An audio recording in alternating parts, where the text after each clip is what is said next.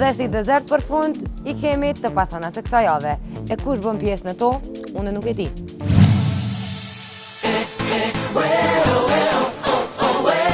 Shkoputja nga martesa, këngëtarës tuna ja dha mundësin që të jetë më e përfolura këtë verë me hitin e saj, I asaj.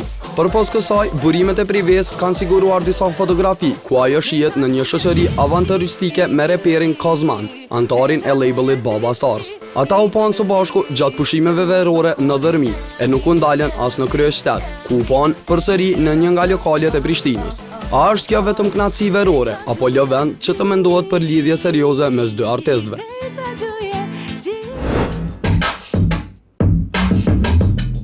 Producenti I njohur kosovar Enis Presheva I dha fund marrëdhënies së tij me muzikën. Ai njihet si krijues I shumë hiteve të estradës tonë. Përveç krijimtarisë muzikore, Enisi kishte një ndër studiot më të shtrenjta në vend. Ai bashkëpunoi me pothuajse të gjithë këngëtarët e vendit. Punët e tij të fundit, para se ta lante muzikën, ishin koncerti me reperin Onikatel, albumi I MC Kreshës Air Force dhe përfundimisht ndërpreu punën pas koncertit të Bleona Qerretit. Shkaqet ende nuk dihen, por siç duket Enis Presheva po ju lë hapësirë producentëve të ri që të kujdesen për kualitetin e këngëve tani e tutje.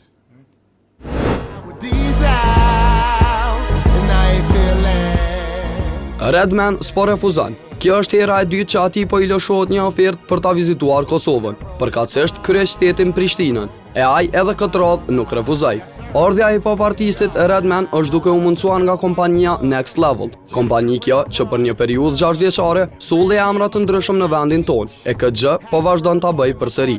Redman do të performojë në Kosovë me datën 9 të muajit të ardhshëm, e çmimet e biletave dhe detajet e më tutjeshme do të vinë nga prive me kohë.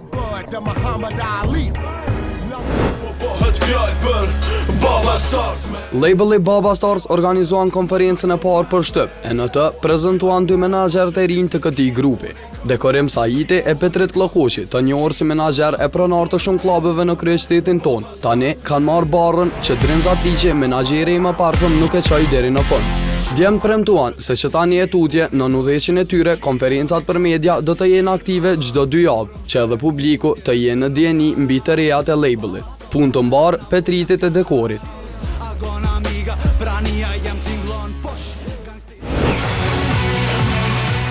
Pas fjalëve të shumta që u përhapën se jurisë X Factor për këtë sezon do t'i bashkangjiten emrat e këngëtarëve të mëdha si Adelina Ismaili, Bleona Qerreti, Tuna, Genta Ismaili, Dafina Zeqiri e tjerë, është radha jonë që të tregojmë.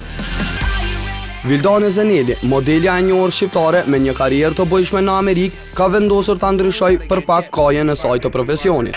Ajo është duke punuar në një sferë krejt ndryshe, nga moda që është muzika. Modelës pritet që shumë shpejt t'i dalë albumi debutues në tregun amerikan, e bashkëpunimet në albumin e saj nuk do të mungojnë. Soulja Boy është reperi që pritet të bashkëpunojë me Vildanën në njërin nga këngët e saj.